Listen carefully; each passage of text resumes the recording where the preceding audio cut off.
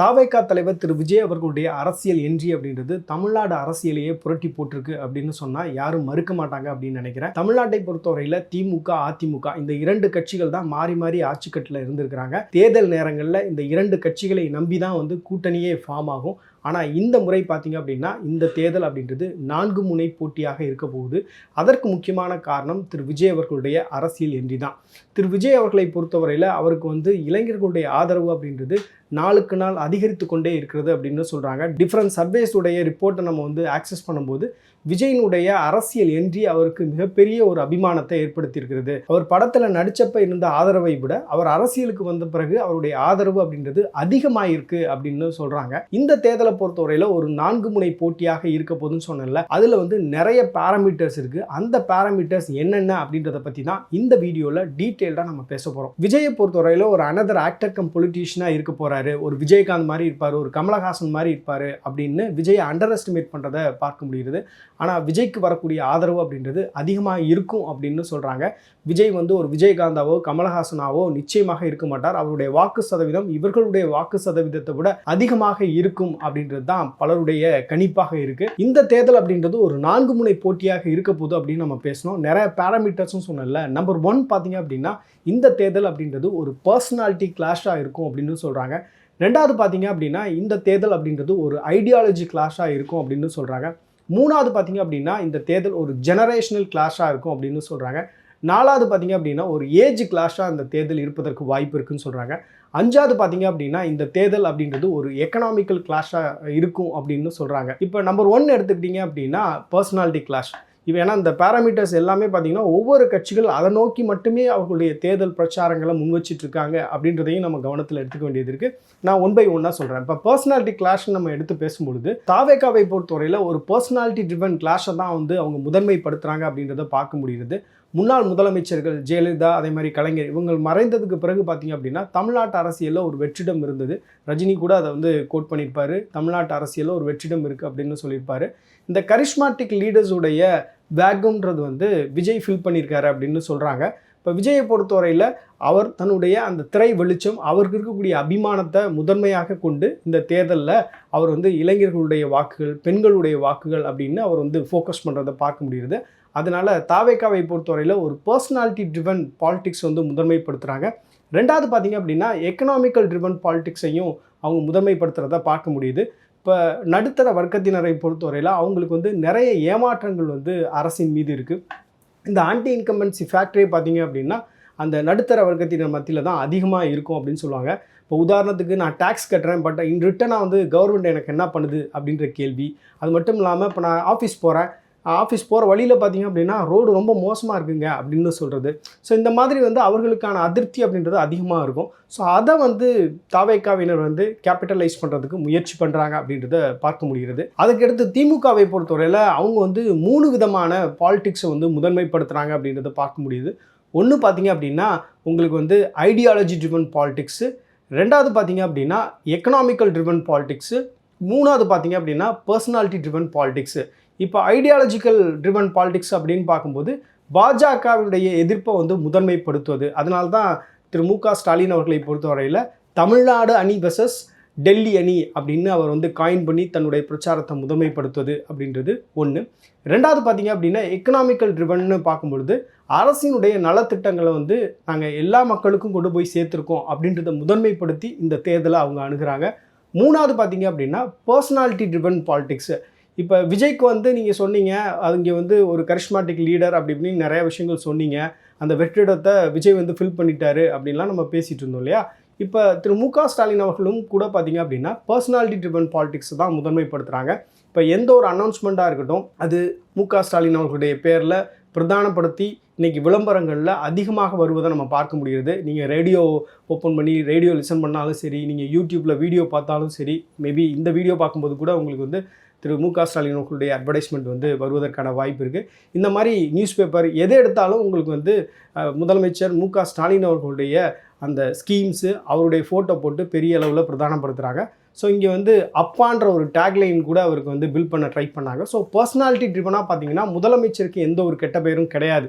நீங்கள் walks pop அது மாதிரி நிறைய விஷயங்கள் எடுக்கும்போது கூட என்ன சொல்கிறாங்க அப்படின்னா முதலமைச்சர் மீது அவங்களுக்கு எந்த கோபமும் இல்லை, ஆனால் துறை சார்ந்த அதிகாரிகள் மீது, துறை சார்ந்த அந்த அமைச்சர்கள் மீது கோபம் இருப்பதை நம்ம புரிஞ்சுக்க முடியுது. ஸோ திமுகவும் பர்சனாலிட்டி ட்ரிவன் பாலிடிக்ஸ் வந்து முதன்மைப்படுத்துவதை பார்க்க முடிகிறது. மூணாவது பார்த்தீங்கன்னா அதிமுக நம்ம எடுத்துக்கலாம். அதிமுகவை பொறுத்தவரையில் பர்சனாலிட்டி ட்ரிவன், எக்கனாமிக்கல், ஐடியாலஜிக்கல் எந்த கேட்டகரிக்குள்ளேயும் எந்த பாராமீட்டர்ஸ்குள்ளேயும் அவங்க போல.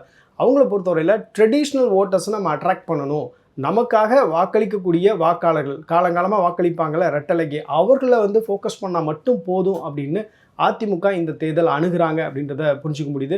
அவங்க இளைஞர்களுடைய வாக்குகள் நமக்கு வேணும் அப்படின்னு எதுவும் அவங்க முயற்சி பண்ணல. அவர்களுடைய ட்ரெடிஷ்னல் ஓட்ஸை வந்து அவங்க வந்து எடுக்கணும் அப்படின்றது தான் அவங்களுடைய முதன்மையான ஒரு ஸ்ட்ராட்டஜியாக இருக்குது அப்படின்றத நான் கவனிக்கிறேன். திமுகவும் கிட்டத்தட்ட அவங்களுடைய ட்ரெடிஷ்னல் ஓட்டர்ஸ் வந்து தக்க வச்சுக்கணும்னு நினைக்கிறாங்க. இப்போ நாலாவது பார்த்தீங்க அப்படின்னா உங்களுக்கு நாம் தமிழர் கட்சி. நாம் தமிழர் கட்சியும் பாஜகவும் ஐடியாலஜிக்கலாக இந்த தேர்தலை வந்து ரொம்ப ஃபோக்கஸ் பண்ணுறாங்க. இப்போ திமுக எப்படி ஐடியாலஜிக்கலாக ஃபோக்கஸ் பண்ணுறாங்கன்னு சொன்னோம், ஐடியாலஜிக்கலாக ஃபோக்கஸ் பண்ணுறாங்க, பர்சனாலிட்டி ட்ரிவனாக பார்க்குறாங்க, ட்ரெடிஷ்னல் ஓட்டர்ஸ் வந்து எடுக்கணும்னு முயற்சி பண்ணுறாங்க அப்படின்னு நம்ம சொன்னோம்ல. இப்போ அதே மாதிரி ஐடியாலஜிக்கலாக வந்து இருக்கக்கூடிய ஓட்டர்ஸை எடுக்கக்கூடிய ஒரு முயற்சியில் ஈடுபடக்கூடிய ரெண்டு கட்சிகள் அப்படின்னு பார்த்தீங்கன்னா, ஒன்று பாஜக, இன்னொன்று நாம் தமிழர் கட்சி. இவர்களை பொறுத்தவரையில் வேறு எந்த வாக்காளர்களும் எங்களுக்கு வாக்களிக்க தேவையில்லை, எங்களுக்கு வந்து எங்களுடைய ஐடியாலஜிக்கலாக எங்களை ஆதரிக்கக்கூடியவர்கள் வாக்களித்தால் போதும் அப்படின்னு அந்த ஒரு ஸ்ட்ராட்டஜியை வகுத்து இந்த தேர்தலை அணுகிறாங்க அப்படின்றத பார்க்க முடியுது. இந்த தேர்தலை பொறுத்தவரையில் ஒரு ஏஜ் கிளாஷ் அப்படின்றது நிச்சயமாக இருக்க போது, ஒரு பர்சனாலிட்டி ட்ரிவன் கிளாஷாக நிச்சயமாக இருக்க போது. ஏன்னா பர்சனாலிட்டி ட்ரிவன் கிளாஷ்னு நம்ம பேசும்போது அந்த கேட்டகரியில் வந்து திரு விஜய் அவர்கள் இருக்கிறாங்க, மு.க. ஸ்டாலின் அவர்கள் இருக்கிறாங்க, அதே மாதிரி பார்த்திங்கன்னா நாம் தமிழர் கட்சியுடைய ஒருங்கிணைப்பாளர் திரு சீமான் அவர்கள் இருக்கிறாங்க. இவங்க 3 பேரும் பர்சனாலிட்டி ட்ரிவனாக இந்த எலெக்ஷன் வந்து அவங்க ஃபோக்கஸ் பண்ணுறாங்க அப்படின்றத பார்க்க முடியுது.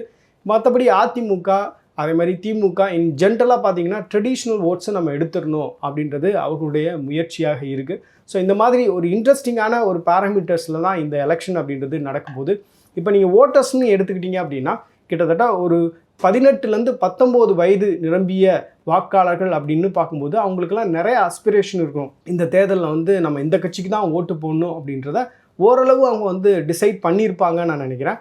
அவங்கள பொறுத்தவரையில் ஒரு 9 லட்சம் வாக்காளர்கள் இருக்காங்க அப்படின்னு சொல்கிறாங்க. அதே மாதிரி 20லேருந்து 29 வயது நிரம்பியவர்கள் பார்க்கும் பொழுது நம்ம இந்த ஏஜ் ப்ராக்கெட்டில் 1 கோடி வாக்காளர்கள் இருக்காங்க அப்படின்னு சொல்கிறாங்க. ஸோ இவர்களுடைய வாக்குகள் அப்படின்றது ரொம்ப இம்பார்ட்டண்ட் அப்படின்னு நான் நினைக்கிறேன். அதே மாதிரி 30லேருந்து 39 வயது நிரம்பியவர்கள், இந்த ஏஜ் ப்ராக்கெட்டில் இருக்கக்கூடியவர்கள் 1,28 லட்சம் வாக்காளர்கள் இருக்கிறாங்க. ஸோ இந்த வாக்காளர்கள் அப்படின்றவங்களும் ரொம்ப முக்கியமான கேட்டகரின்னு பார்க்குறேன். இப்போ விஜயனுடைய தாவேக்காவை பொறுத்தவரையில் இந்த 18லேருந்து 40 வயதுக்கு உட்பட்ட நபர்கள் வந்து அவர்களுடைய ஃபோக்கஸாக வச்சு அவங்க ஒர்க் பண்ணுறது மாதிரி தெரியுது.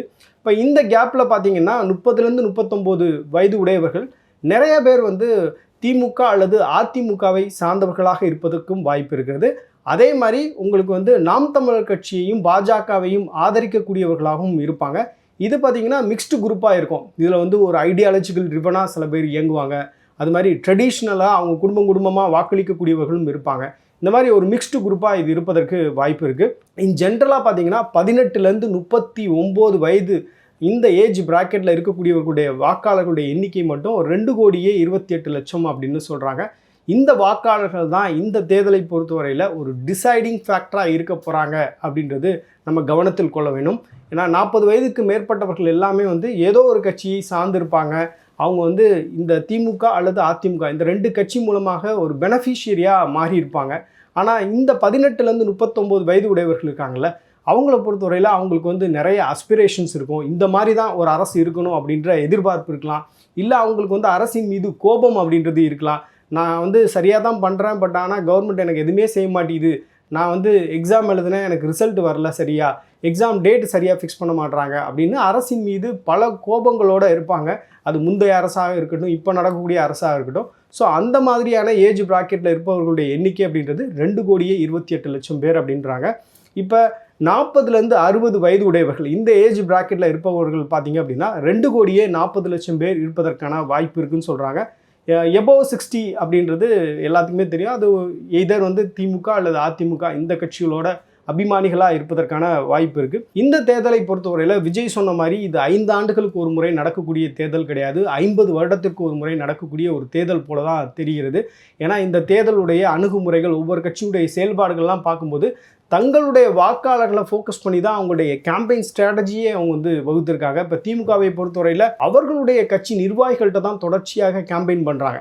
ஏன்னா அவங்க வந்து வேற எந்த கட்சிக்கும் போயிடக்கூடாது, அவங்க போக மீதி இருக்கக்கூடிய வாக்காளர்கள் அப்படின்றது போனஸ் தான் அப்படின்னு அவங்க வந்து செயல்படுறாங்க. இப்போ தாவேகாவே எடுத்துக்கிட்டீங்க அப்படின்னா அவங்க வந்து இளைஞர்களை ஃபோக்கஸ் பண்ணி தான், அந்த ஜென்சி வாக்காளர்கள், இளைஞர்கள், இளம் பெண்களை ஃபோக்கஸ் பண்ணி தான் விஜயுடைய கேம்பெயின் ஸ்ட்ராட்டஜியே இருக்குது அப்படின்றத நம்ம கவனிக்க வேண்டியது இருக்குது. அதே மாதிரி திரு சீமான் அவர்களை பொறுத்தவரையில் அவருடைய கேம்பெயின் ஸ்ட்ராட்டஜி அப்படின்றது ஐடியாலஜிக்கல் ட்ரிவனாக தான் இருக்குது அப்படின்றத நம்ம கவனிக்க முடிகிறது.